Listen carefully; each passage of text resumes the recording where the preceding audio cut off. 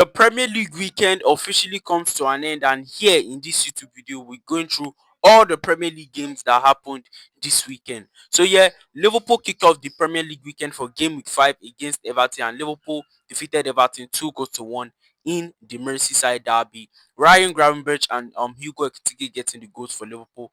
Beautiful pass from Mohamed Salah to give it to Ryan Gravenberch. That Ryan Gravenberch finish was very hard, but was able to score. And yes, my player of the match for that match. What a midfielder Ryan Gravenberch is, the best midfielder in the Premier League. And Hugo Ekitike scores his third Premier League goal for Liverpool. Yes, Ekitike scores his third Premier League goal for Liverpool. We all underestimated Hugo Ekitike, but you have proven everybody wrong.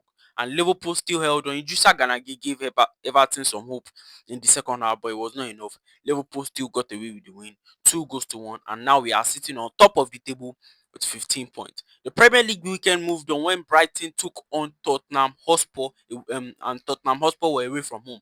Mente and Ayari getting the goals for Brighton in the first half. Then, ending of the first half, Richarlison got a goal back for Tottenham, and the game was on. Then, the 82nd minute, Brighton, Van Hecke got an own goal for Brighton to make it 2-2. I knew that match was going to end in a draw, but I think Thomas Frank is still going on the right track for Tottenham Hotspur. The Premier League weekend moved on when Crystal Palace took on West Ham. Crystal Palace took on West Ham away from home, and Crystal Palace won that game 2 goals to 1. Mitchell and Mateta getting the goals for Crystal Palace, and Jared Bowen, who always delivers for West Ham, got the only goal in that match for West Ham. And Graham Potter, the sack is near. Graham Potter, your sack letter is coming soon, because I don't know what he's doing at West Ham. He has been a terrible manager since the start of this season. But yeah, West Ham lost against Crystal Palace 2 goals to 1. The Premier League weekend moved on when Manchester United took on Chelsea. That game was a cinema in the first half. Two players got red cards, which were Casemiro and Robert Sanchez. Robert Sanchez. I don't know what you were doing. What were you doing?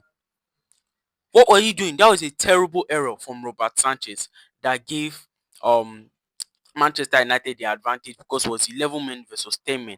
Then Bruno Fernandes scores and got his 100th goal for Manchester United. What the player Bruno Fernandes has been for Manchester United. Then Casemiro doubled the lead to make it 2-0 Manchester United. Then later in that same first half, Casemiro was booked earlier, and his second yellow card he got the second yellow card in that same first half and made it 10v10 in the second half. In the 80th minute, Trevor Chalobah scored for Chelsea to make it 2-1, but Manchester United were able to hold on. And yes, Robert Amorim got his first back-to-back home wins, first time as a Manchester United manager. The Premier League weekend continued when Fulham took on Brentford. Fulham took on Brentford. Yes, Fulham were leading. I think yes, Fulham were leading 3-0. Fulham were dominant in that match. They could have scored more than 3. Harry Wilson, Alex Iwobi, and Brentford own goal were the goals in that match for Fulham. Yes, Fulham at Craven Cottage, they are very, very hard to beat. And Brentford, they have been shaky since when Brian Mbeumo left. The Premier League weekend continued when Nottingham Forest took on Burnley, and Ange Postecoglou still remains 0 wins as a Nottingham Forest manager. And Postecoglou got Nottingham Forest got the lead through Nico Williams. What a strike from Nico Williams, by the way. Then Burnley equalized through Anthony, and Ange Postecoglou has 0 wins for Nottingham Forest. Then on Sunday, Sunderland took on Aston Villa. That game ended 1-1. Even 10 men Sunderland still drew with Aston Villa, and Unai Emery is a bad start to the season for him. This goal that Matty Cash scored was only the first goal that not Aston Villa has scored this season, this new season.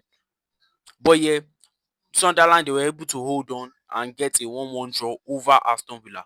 Then the big game, Manchester City versus Arsenal. Wow. For the first time, we saw Pep Guardiola defend. When Erling Haaland scored that goal, what the striker Erling Haaland is one of the most deadliest strikers in world football.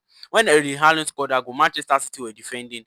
Then Donnarumma came out, Martinelli chipped the goalkeeper. What a pass by Eze, by the way. But the first time we saw Pep Guardiola defend, Arsenal deserved to win that game, in my opinion.